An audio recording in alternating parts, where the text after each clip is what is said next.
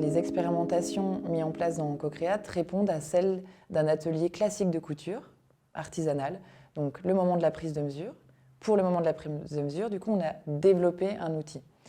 La coupe à plat, donc, qui correspond à la table de tricotissage, et la coupe en volume, le travail du moulage, qui correspond au tricotissage 3 dimensions. Une dernière échelle qui est arrivée pendant ce projet, qui est un tricotissage à échelle géante comme un démonstrateur. Donc là, on a travaillé avec Jeanne depuis pas mal d'années. Donc on a fait 4 machines pour elle, entre un mètre ruban qui prend des mesures avec de la reconnaissance vocale, qui sort un mannequin au format 3D, qui lui va pouvoir être exploité en 2D sur cette machine pour faire des robes avec le patron avant et arrière. Et là, on est sur une dernière version où on va pouvoir faire la forme vraiment 3D sur un mannequin volumique. À l'aide d'un robot, on va tricotisser vraiment la forme 3D. Alors ici, on a un cursus, c'est des BTS CRSA, conception, réalisation de systèmes automatiques. Alors cette collaboration a démarré avec des ingénieurs des mines de Paris, où on a un partenariat, nous, les élèves de BTS CRSA, avec les élèves ingénieurs. Nous, on a repris le sujet pour le finaliser. Sachant que nos élèves, ils ont une formation diplômante qui les oblige à réaliser une machine vraiment finalisée, livrable à une cliente, en état de marche, de qualité, en respectant les sécurités électriques, mécaniques. Donc ça, c'est vraiment leur côté professionnel qui est le plus, c'est la valeur ajoutée par rapport aux écoles d'ingénieurs qui vont rester dans une étude cahier des charges. Le projet tricotissage mini, c'était, on va dire, le premier prototype. Donc après, l'année dernière, il y a eu le deuxième. Et là, on est sur la finalisation du deuxième, on va dire. Par rapport à l'année dernière, il y a beaucoup plus d'avancées. On a aussi un objectif final. Là, il n'y a qu'un passage de fil. On aimerait bien en mettre 4 pour que ça tricotisse beaucoup plus vite. Il y a une clé USB ici, dans laquelle il y a un fichier Excel avec les coordonnées où les aiguilles seront plantées et où le fil devra passer.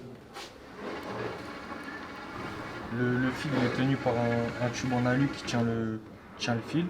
Et le tissage il est fait par rapport à des points CSV, il est fait par rapport à des points coordonnées CSV qu'on a rentré au préalable sur le fichier Excel pour qu'ils puissent exactement savoir où sont plantées les aiguilles et se déplacer et pile poil passer dessus, quoi. Donc du coup notre machine elle est constituée d'un vérin qui va descendre pour attraper les aiguilles qui sont ici au niveau du magasin. Si c'est côté gauche, il vient les prendre à partir d'ici. Et si c'est côté droit, il vient les prendre à partir d'ici. Donc après, il se déplace avec 2 axes. Comme je vous ai dit tout à l'heure, avec les coordonnées CSV, avec une clé USB qui est directement rentrée dans l'automate. L'axe X et l'axe Y, donc ils sont pilotés par 2 moteurs brushless. Le fil, il passe à travers une petite tige en aluminium. Elle a été usinée des 2 côtés. En fait, c'est percé, c'est exprès pour que le fil il passe bien. Et au-dessus, on a mis deux petites pièces comme ça pour le passage de fil, pour pas que le fil en fait il se bloque ou alors il se prenne, par exemple, il se coince ici. Donc après là on est en train de voir pour l'améliorer, pour pouvoir directement le mettre ici en fait sur la plaque.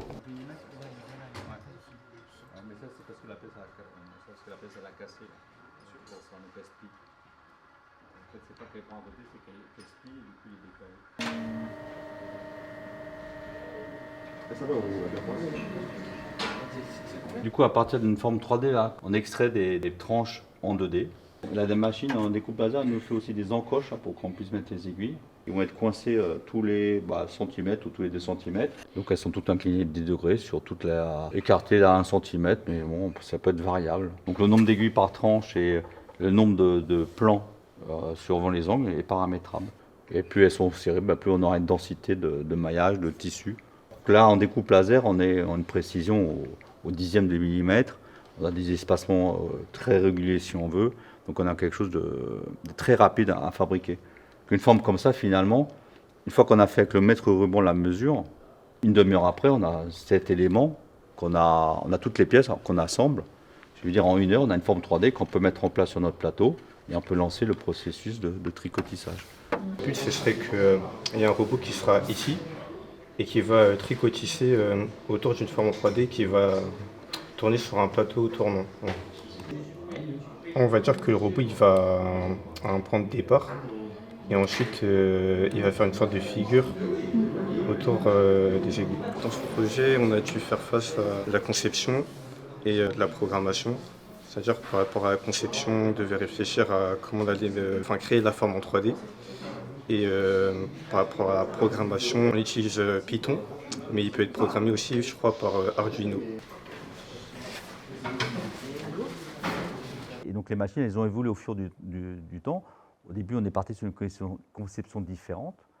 Et pour arriver aujourd'hui à une machine vraiment fonctionnelle, qui plante des aiguilles, qui tricote le fil, mais au départ, c'était imaginé vraiment différemment. Et donc ça prend beaucoup de temps pour arriver à vraiment une version finalisée de ce type-là, quoi. Que ce soit pour ce système, pour le robot de tricotisage 3D, ou pareil, on part sur des études, puis on change d'idée parce que ça ne marche pas très bien, parce qu'on voit que ça peut être plus simple autrement, et on arrive à quelque chose de plus abouti, quoi. Et ce qui est intéressant aussi dans ça, c'est par exemple le passage à l'échelle un peu géante. Ça, c'est plutôt une idée de Philippe dans le travail. Et en fait, comme ça, on est venu au fil du temps écrire les choses à plusieurs mains.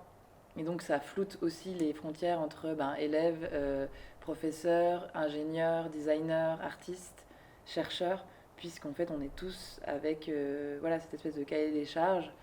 Et c'est toujours intéressant quand il y a des dialogues comme ça.